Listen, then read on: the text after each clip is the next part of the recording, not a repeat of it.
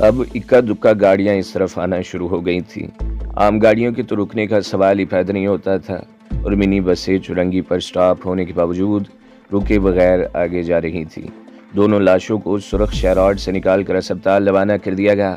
شجاعت علی کار کے کھلے ہوئے دروازے سے کار کے اندر جھانکنے لگا۔ پچھلی سیٹ پر اور اس سے آگے فٹ میٹ پر خون جم چکا تھا۔ شجاعت علی نے سیٹ کے نچلے کنارے پر ہاتھ رکھ کر اسے اوپر اٹھانے کی کوشش کی۔ سیٹ کی بیلٹ ہل تو گئی تھی، مگر ایک ہاتھ سے اوپر نہیں اٹھ سکی تھی۔ اس سیٹ کو اٹھاؤ، شجاعت علی نے قریب کھڑے ہوئے کانسٹیبل سے کہا۔ کانسٹیبل نے دونوں ہاتھوں سے زور آزمائی کرتے ہوئے سیٹ کا ایک کنارہ اوپر اٹھا دیا۔ شجاعت علی نے سیٹ کے نیچے جھانک کر دیکھا، اس کے ساتھ ہی اس کی آنکھوں میں چمک ابھر آئی۔ سیٹ باہر کھینچو، شجاعت علی نے کہا۔ ایک اور کانسٹیبل آگے آ گیا اور دونوں نے مل کر سیٹ کھینچ کر باہر نکال دی۔ سیٹ کے نیچے خالی جگہ پر 4 بالکل نئی آٹومیٹک رائفلیں رکھی ہوئی تھیں۔ شجاعت علی کے ہونٹوں پر مسکراہٹ آ گئی۔ شبینہ نے اس کے ساتھ دھوکہ نہیں کیا تھا، اطلاع درست تھی۔ سر یہ دیکھیے، شجاعت علی نے ڈی ایس پی کو متوجہ کیا، اور ڈی ایس پی رائفلیں دیکھ کر چونک گیا۔ بہت خوب ینگ مین، اس کا مطلب ہے تمہارے مخبر کی اطلاع غلط نہیں تھی۔ یس سر، شجاعت علی بولا، اور مجھے یقین ہے کہ ان سیٹوں کے اندر بھی اسلحہ پوشیدہ ہوگا۔ یہ سیٹ جو باہر نکالی گئی ہے خاصی وزنی ہے، عام طور پر کسی گاڑی کی سیٹ اس قدر وزنی نہیں ہوتی۔ اس شیراٹ کو پولیس اسٹیشن لے چلیں۔ ٹھیک ہے، اسے وہیں لے جا کر چیک کرو، تمہارا خیال درست ہے، اس میں مزید اسلحہ بھی ہو سکتا ہے، ڈی ایس پی نے کہا۔ تم گاڑی لے آؤ، میں بھی پولیس اسٹیشن جا رہا ہوں۔ ڈی ایس پی صاحب کے جانے کے بعد شجاعت علی نے سیٹ دوبارہ شیراٹ میں رکھوا دی اور ہیڈ کانسٹیبل کی طرف دیکھتے ہوئے کہا، لیاقت دیکھو اس کا انجن سٹارٹ ہوتا ہے یا نہیں۔ ہیڈ کانسٹیبل شیراٹ کی ڈرائیونگ سیٹ پر بیٹھ گیا۔ چابی اگنیشن میں لگی ہوئی تھی۔ وہ انجن سٹارٹ کرنے کی کوشش کرنے لگا، اسے مایوسی نہیں ہوئی۔ تیسری کوشش پر انجن سٹارٹ ہو گیا۔ ٹھیک ہے، اسے میری جیپ کے پیچھے پیچھے لے آؤ، شجاعت علی اپنی جیپ کی طرف بڑھتے ہوئے بولا۔ اس نے موبائل والوں کو بھی اشارہ کر دیا۔ دوسرے پولیس والے موبائل کی طرف بڑھ گئے۔ آگے سب انسپکٹر شجاعت علی کی جیپ تھی، اس کے پیچھے سرخ شیراٹ اور اس کے پیچھے پولیس موبائل۔ یہ قافلہ 5 منٹ میں پولیس اسٹیشن پہنچ گیا۔ سرخ شیراٹ کو تھانے کے گیٹ کے سامنے کھڑا کر دیا گیا۔ 2 پولیس والے رائفلیں تان کر کھڑے ہو گئے۔ ڈی ایس پی صاحب بھی تھانے سے نکل کر گیٹ پر آ گئے تھے۔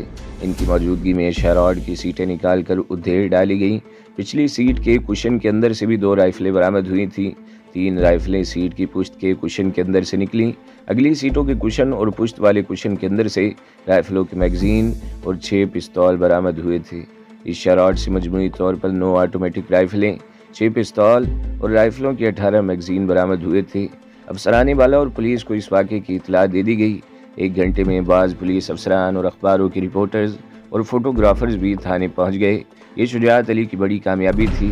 پچھلے دنوں میں بھی اس نے دہشت گردوں اور جرائم پیشہ افراد کے خلاف بڑی کامیابی حاصل کی تھی۔ اسے خطرناک نتائج کی دھمکیاں بھی مل رہی تھیں اور اس پر 3-4 مرتبہ قاتلانہ حملے بھی ہو چکے تھے۔ اس جیسے فرض شناس آفیسر کو کوئی بھی برداشت نہیں کر سکتا تھا۔ اس کے محکمے ہی کے بعض افسران اس سے خار کھائے بیٹھے تھے اور اسے نیچا دکھانے کے لیے موقع کی تلاش میں رہتے تھے، اور کچھ اعلیٰ آفیسر ایسے بھی تھے جو اس کی پشت پر تھے۔ آج کے اس واقعے کے بعد اس کی حفاظت کے لیے گارڈ مقرر کر دی گئی۔ ایک موبائل اس کی حفاظت کے لیے مخصوص کر دی گئی تھی۔ آج کی اس کامیابی کے لیے شجاعت علی شبینہ کا شکر گزار تھا۔ اب اسے سمجھنے میں دیر نہیں لگی تھی کہ آج پکڑا جانے والا یہ اسلحہ نوری خالد کا تھا، جو کسی دوسری جگہ سپلائی کے لیے لے جایا جا رہا تھا۔ شبینہ نوری خالد کے لیے کام کر رہی تھی۔ اس نے شجاعت علی کو اس بارے میں اطلاع دے دی۔ اس کا مطلب تھا کہ شبینہ نے بھی اپنے آپ کو داؤ پر لگا دیا تھا۔ لیکن سوال یہ پیدا ہوتا تھا کہ شبینہ ایسا کیوں کر رہی ہے، وہ اس پر اتنی مہربان کیوں تھی؟ اگر نوری خالد کو یہ پتہ چل گیا کہ اس کا اسلحہ شبینہ کی اطلاع پر پکڑا گیا تھا تو وہ شبینہ کو زندہ نہیں چھوڑے گا۔ شجاعت علی اس رات 2 بجے گھر پہنچا۔ وہ لباس تبدیل کر کے اپنے بستر پر لیٹ گیا۔ وہ سونا چاہتا تھا لیکن نیند اس کی آنکھوں سے کوسوں دور تھی۔ اس کے ذہن میں شبینہ کا خیال ابھر آیا۔ آنکھوں کے سامنے اس کی دھندلی سی شبیہ تیرنے لگی۔ اس نے شبینہ کو صرف 2 مرتبہ دیکھا تھا۔ پہلی مرتبہ اس وقت جب ویرانے میں اے ایس آئی حامد حسن کو بے دردی سے قتل کیا گیا۔ اس وقت شجاعت علی شبینہ کے ہاتھوں کے شکنجے میں آ گیا تھا اور شبینہ نے چپکے سے اس کے ہاتھ میں چاقو تھما دیا تھا۔ وہ چاقو اگرچہ شجاعت علی کے کام نہیں آ سکا تھا، مگر شبینہ کی اس حرکت سے بازی پلٹ گئی تھی اور اس کی نہ صرف جان بچ گئی بلکہ حملہ آوروں میں سے ایک ہلاک اور دوسرا اس کی گرفت میں آ گیا تھا۔ اس موقع پر شبینہ پر اسرار طور پر غائب ہو گئی تھی۔ دوسری مرتبہ شبینہ ایس پی کے دفتر کے سامنے ملی تھی اور اسے منہ چڑھا کر گاڑی میں فرار ہو گئی۔ شجاعت علی کا اندازہ تھا کہ شبینہ اس وقت جان بوجھ کر اس کے سامنے آئی تھی۔ اس کے بعد صرف ٹیلی فون پر اس کی آواز سنائی دیتی رہی تھی۔ پہلے اس کا انداز گفتگو کچھ اور تھا اور اب وہ اس کی ہمدرد بن گئی تھی۔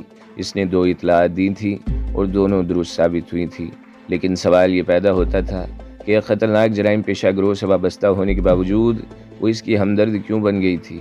دفعتاً شجاعت علی کے ذہن میں ایک اور خیال ابھرا، ممکن ہے شبینہ اس مجرمانہ زندگی سے اکتا گئی ہو یا شہر کے حالات نے اس کے ضمیر کو جھنجھوڑ ڈالا ہو اور وہ اس خوفناک زندگی سے نجات حاصل کرنا چاہتی ہو اور اس کے لیے اس نے یہ طریقہ اپنایا ہو کہ پولیس کی ہمدردیاں حاصل کر کے اپنے آپ کو بے گناہ ثابت کر کے کسی بڑی سزا سے بچنے کی کوشش کی جائے۔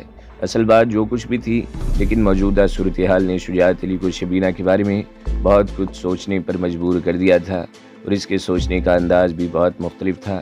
وہ اپنے دل میں شبینہ کے لیے ایک نرم گوشہ محسوس کرنے لگا اور جب اس کی آنکھ لگی تو وہ خواب میں بھی شبینہ کی دھندلی سی شبیہ دیکھتا رہا۔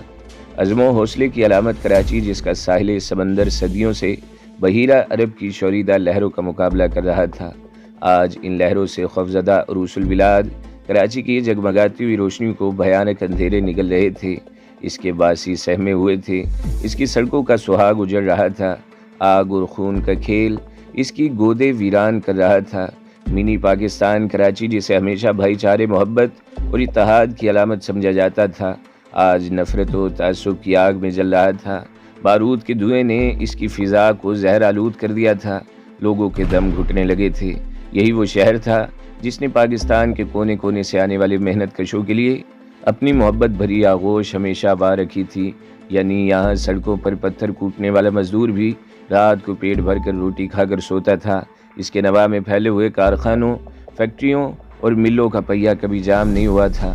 یہاں سڑکوں پر ٹریفک رواں دواں رہتا تھا، آج ان فیکٹریوں کے پہیے جام ہو رہے تھے، سڑکیں ویران ہو رہی تھیں، سرمایہ دار اپنا سرمایہ دوسرے شہروں کو منتقل کر رہے تھے اور محنت کشوں کو اپنی جان کے لالے پڑ گئے تھے۔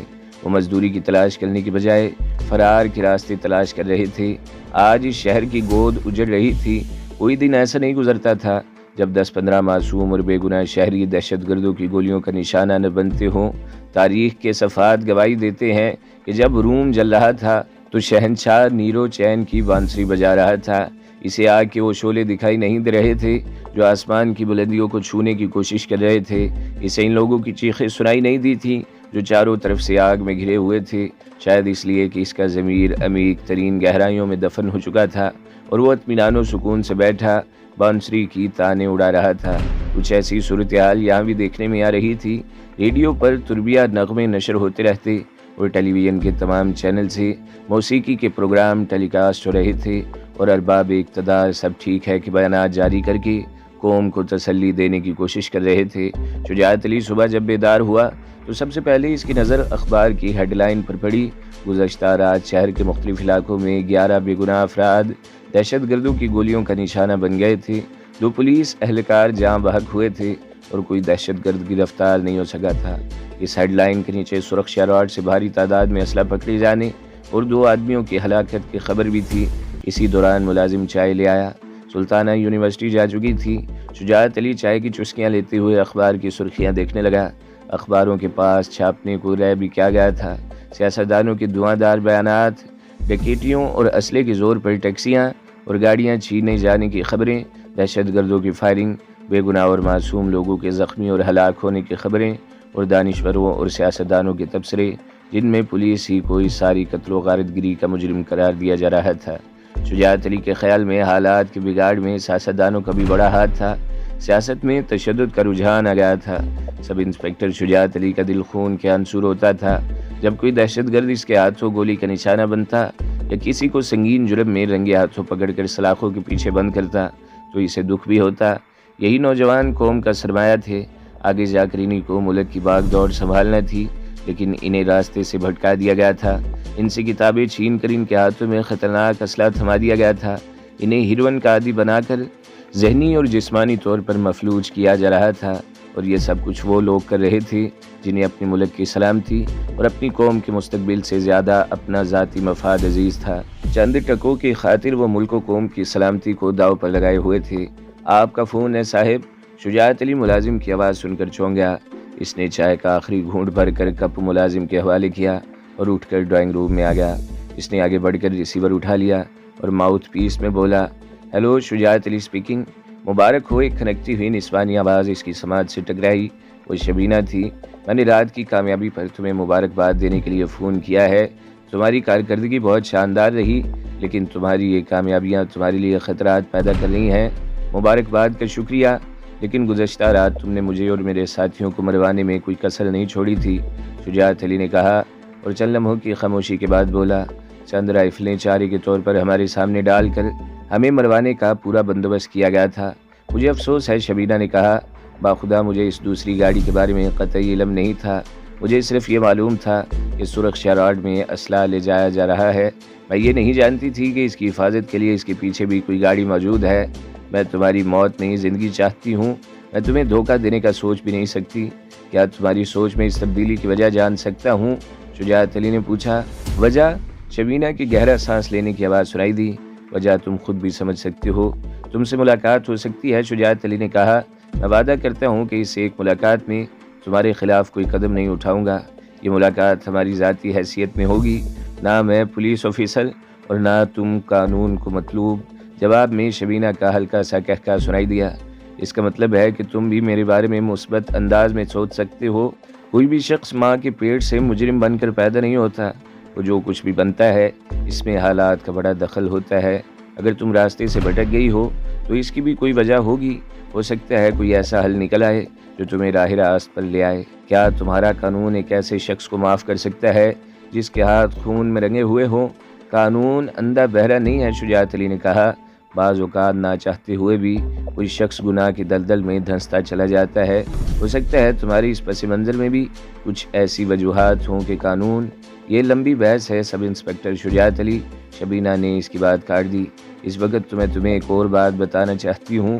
وہ کیا؟ شجاعت علی نے پوچھا۔ نوری خالد کل رات سے بہت بھنایا ہوا ہے، شبینہ نے جواب دیا۔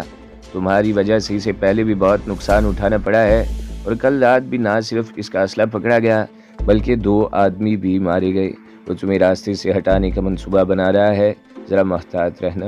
میں اس بات کا یقین رکھتا ہوں کہ موت کا ایک وقت مقرر ہے۔ جب تک میری زندگی ہے دنیا کی کوئی طاقت مجھے نقصان نہیں پہنچا سکتی، اور جب میرا وقت آ جائے گا تو دنیا کی کوئی طاقت مجھے بچا نہیں سکے گی۔ لیکن تم نے یہ نہیں بتایا کہ ملاقات کب ہو رہی ہے، شجاعت علی نے کہا۔ ملاقات؟ شبینہ نے ایک بار پھر ہلکا سا کہکا لگایا۔ بہت بے تاب ہو رہے ہو۔ ٹھیک ہے، میں تمہیں فون پر اطلاع کر دوں گی، لیکن مجھ سے ملاقات کے لیے تم یونیفارم میں نہیں، سادہ لباس میں آؤ گے۔ ظاہر ہے یہ ملاقات ہماری ذاتی حیثیت میں ہوگی، تو پھر کب؟ میں فون پر اطلاع کر دوں گی، شبینہ نے کہا، اور اس کے ساتھ ہی لائن کٹ گئی۔ شجاعت علی کے منہ سے بے اختیار گہرا سانس نکل گیا۔ اس نے ریسیور رکھ دیا اور چند لمحے وہیں کھڑا شبینہ کے بارے میں سوچتا رہا، پھر اپنے کمرے میں آ کر باتھ روم میں گھس گیا۔ تیار ہونے کے بعد وہ ناشتہ کر ہی رہا تھا، اس کے تھانے کی موبائل پہنچ گئی۔ انہیں چائے بنا کر دو، مجھے ابھی چند منٹ لگیں گے، شجاعت علی نے ملازم سے کہا، اور اطمینان سے ناشتہ کرتا رہا۔ ناشتے کے بعد وہ ڈرائنگ روم میں آ گیا اور فون کا ریسیور اٹھا کر نمبر ڈائل کرنے لگا۔ وہ تقریباً آدھے گھنٹے تک مختلف نمبروں پر فون پر باتیں کرتا رہا، پھر اس نے ریسیور رکھ دیا اور ٹوپی سر پر جماتا ہوا لاؤنج میں آ گیا، جہاں اس کی والدہ اور والد بیٹھے باتیں کر رہے تھے۔ اچھا ماں جی، میں جا رہا ہوں، واپسی کا کچھ پتہ نہیں، اس نے کہا۔ جاؤ بیٹا، خدا تمہیں اپنی حفظ و امان میں رکھے، ماں نے دعا دی۔ خدا حافظ ابو، شجاعت علی نے باپ کی طرف دیکھتے ہوئے ہاتھ ہلایا اور باہر نکل گیا۔ 4 پولیس والے موبائل کے اندر بیٹھے ہوئے تھے اور 2 باہر کھڑے تھے۔ شجاعت علی کے بیٹھتے ہی وہ دونوں بھی موبائل پر سوار ہو گئے۔ ڈرائیور نے انجن سٹارٹ کر دیا اور موبائل حرکت میں آ گئی۔ موبائل کا ریڈیو ٹرانسمیٹر آن تھا۔ کنٹرول روم سے مختلف تھانوں اور موبائلز کے لیے مختلف ہدایات نشر ہو رہی تھیں۔ واٹر پمپ والے چوراہے پر ٹریفک کا ہجوم ہونے کی وجہ سے ڈرائیور گاڑی کو سیدھا نکال لایا اور پھر سہراب گوٹھ والے چوراہے سے اس نے گاڑی راشد بن ہاس روڈ پر موڑی ہی تھی کہ ریڈیو ٹرانسمیٹر پر آپریٹر کی آواز سنائی دی۔ تمام تھانوں اور شہر میں گشت کرنے والی تمام موبائل کو خبردار کیا جاتا ہے کہ ضلع جنوبی کے ڈی ایس پی صاحب کی گاڑی پر فائرنگ کر کے انہیں ہلاک کر دیا گیا ہے۔ ڈی ایس پی صاحب ڈیوٹی پر آنے کے لیے گھر سے نکلے تھے کہ نیلے رنگ کی ایک کار سے ان پر زبردست فائرنگ کی گئی، جس سے وہ موقع پر جاں بحق ہو گئے۔ گاڑی کا نمبر یا حملہ آوروں کی شناخت نہیں ہو سکی۔ شہر میں گشت کرنے والی تمام پولیس موبائلز کو خبردار کیا جاتا ہے کہ وہ نیلے رنگ کی کاروں اور مشکوک افراد پر نگاہ رکھیں۔ ریڈیو ٹرانسمیٹر پر یہ اعلان بار بار دہرایا جا رہا تھا اور شجاعت علی اس ڈی ایس پی کے بارے میں سوچ رہا تھا۔ وہ خود بھی چند ماہ اے ایس آئی کی حیثیت سے اس ڈی ایس پی کی ماتحتی میں کام کر چکا تھا۔ وہ ایک ذمہ دار اور فرض شناس آفیسر تھا۔ شجاعت علی نے اس سے بہت کچھ سیکھا تھا۔ وہ ایک سخت گیر، اصول پرست آفیسر اور جرائم پیشہ افراد کا بدترین دشمن تھا۔ اس کے دشمن بھی لاتعداد تھے۔ ایسی ذمہ دار اور فرض شناس پولیس آفیسر زیادہ عرصے تک زندہ نہیں رہتے، انہیں گولیوں سے چھلنی کر دیا جاتا ہے۔ سب انسپکٹر شجاعت علی دن بھر مصروف رہا، کبھی علاقے کا گشت اور کبھی تھانہ۔ اس کے ماتحتوں نے کئی مقامات پر چیکنگ شروع کر رکھی تھی۔ شجاعت علی گشت کے دوران ان کی کارکردگی کا بھی جائزہ لے رہا تھا۔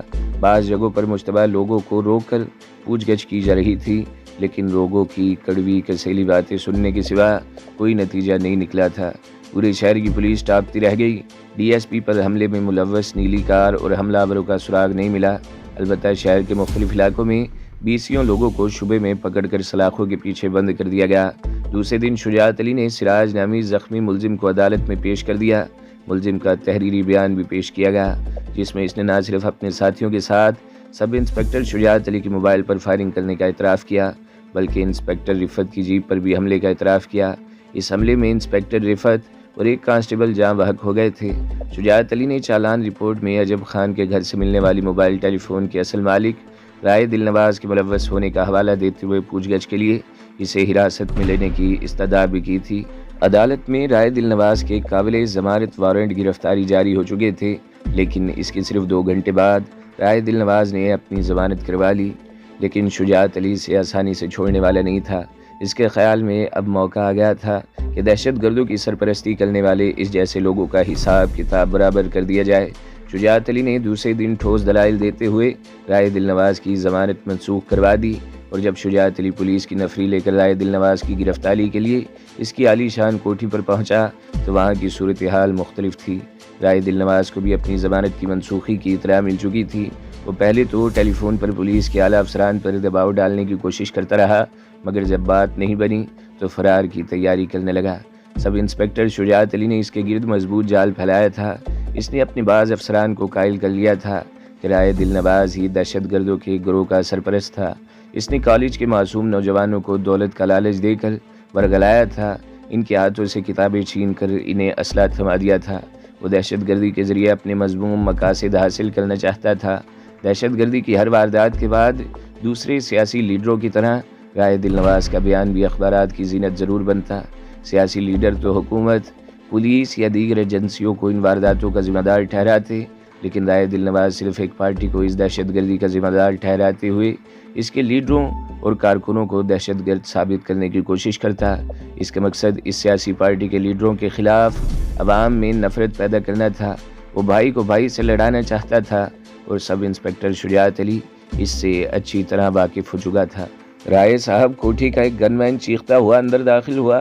پولیس آئی ہے، وہ آپ کو گرفتار کرنا چاہتی ہے۔